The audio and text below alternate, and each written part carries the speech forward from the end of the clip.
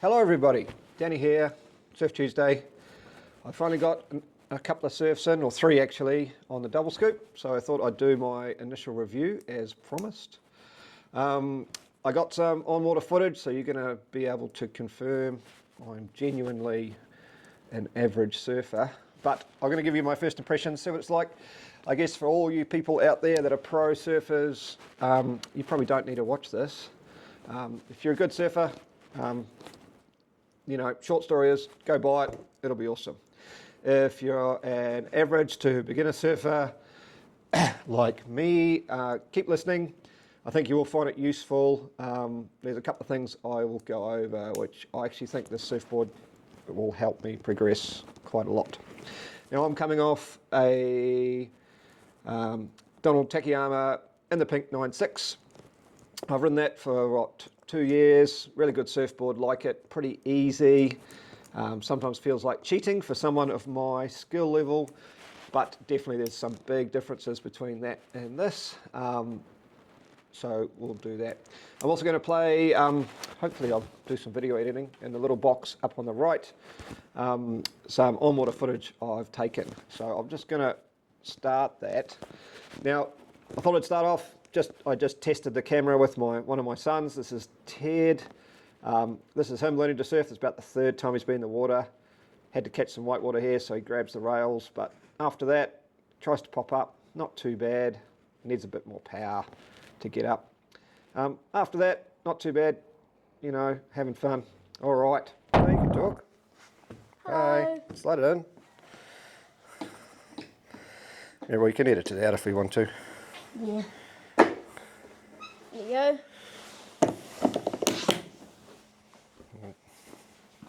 So for surf. First surf.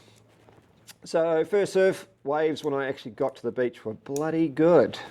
By the time I got in the water, the tide had gone out to low, and they were beach break, standing up really quick and just breaking without much of a ride. Anyway, I also want to say a big thank you to Underground Surf in Orewa and Nick, who arranged this board for me.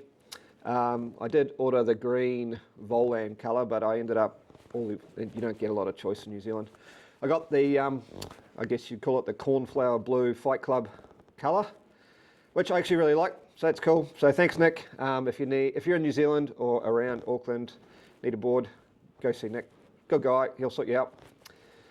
So paddle out, what do I think?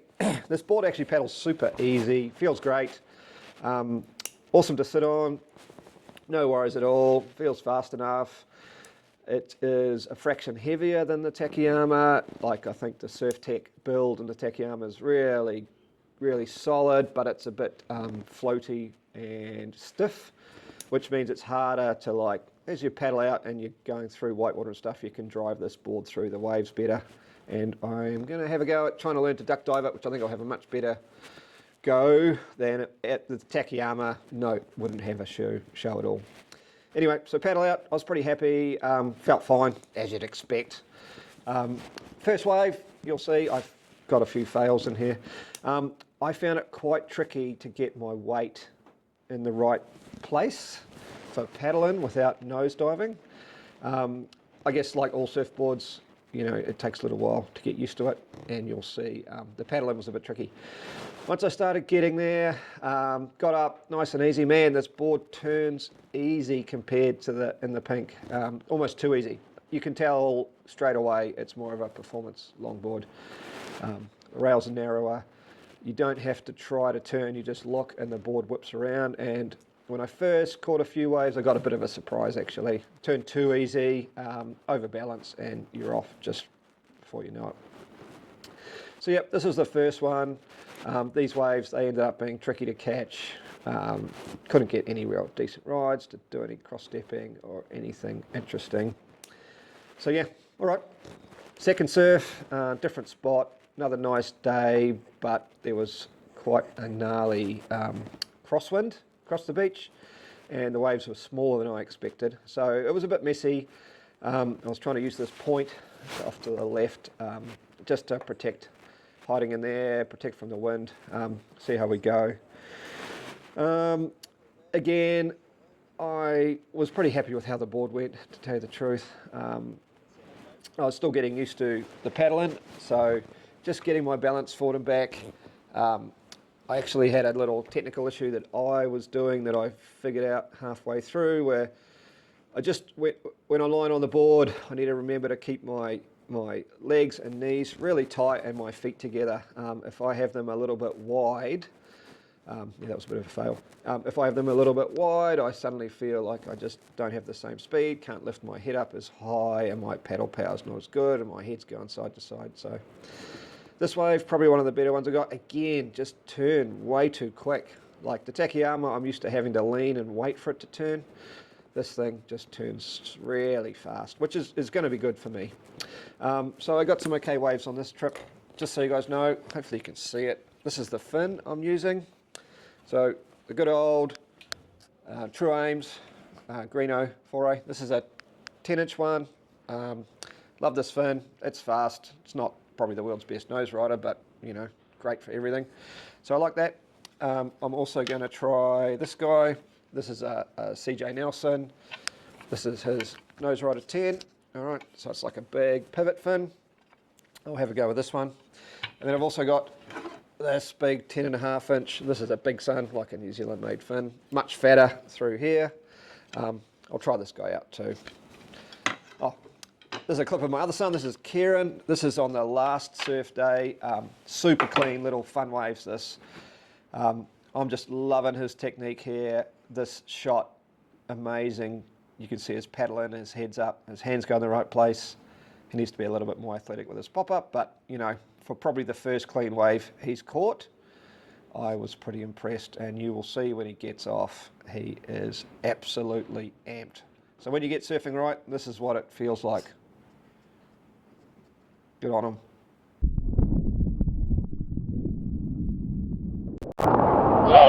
Beautiful clean waves, super easy to paddle in. I was getting my balance right here.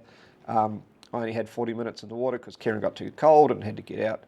But wave after wave, I didn't miss many. I can't remember. I think I missed about 3, and all the others paddled in. No problem. There's Kieran in the background.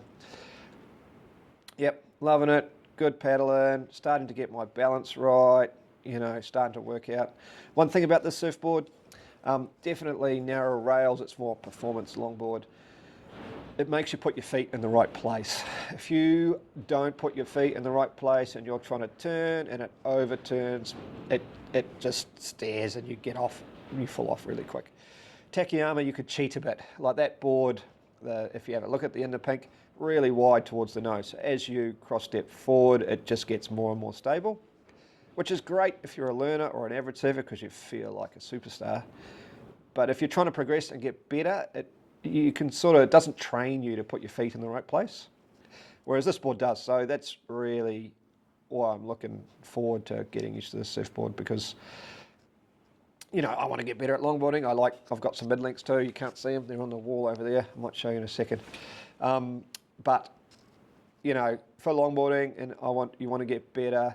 I feel like this board is really going to train me to get my feet in the right place, get good positioning. It turns super easy. None of these waves are really big enough to do too much on them, but that's okay. I just feel like I can turn when I'm ready on this board, no sweat at all. So that's pretty much my initial report on the double scoop. Thanks, Ben Skinner. Loving the board. Oh yeah, there's one more thing I forgot to mention. The little scoops in the back, yes, they're designed apparently to help nose riding. I mean, I've got to get on the nose to see that. But one thing that's really good is you can feel where your back feet is, because you can feel the scoops in the board. And you know when your back foot is slightly over to the left, to the right, or right on the spine, because you feel these scoops. So it's really nice to be able to feel where your back foot is, because obviously when you're longboarding, your head's up, you're looking where you're going, you can't look where your back foot is to assess that. So I really like that about this board. It's a great aspect that you can actually have something to feel where your back foot is. So yep, that's it. That's my final thoughts. You know, I'm going to stick with this board. I've had 3 surfs now, and I just feel better and better every time, and it's actually training me to be good. The other thing I'm loving, obviously, the DJI Osmo Action 4, awesome thing.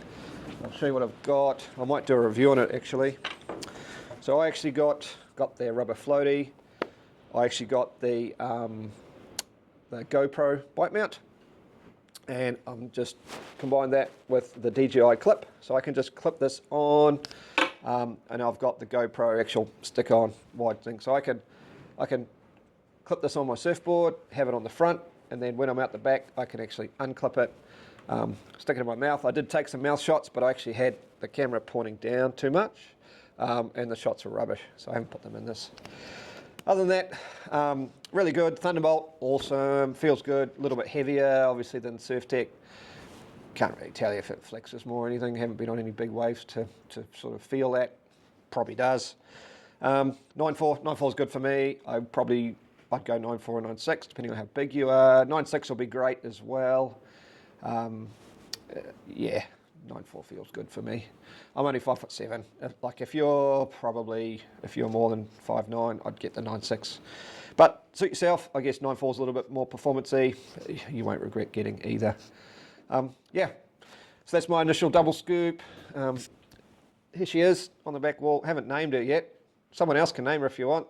Stick a notice in the comments. I normally have female names for my surfboards. I've got one called Janice, so go for your life, name her. She probably needs a name.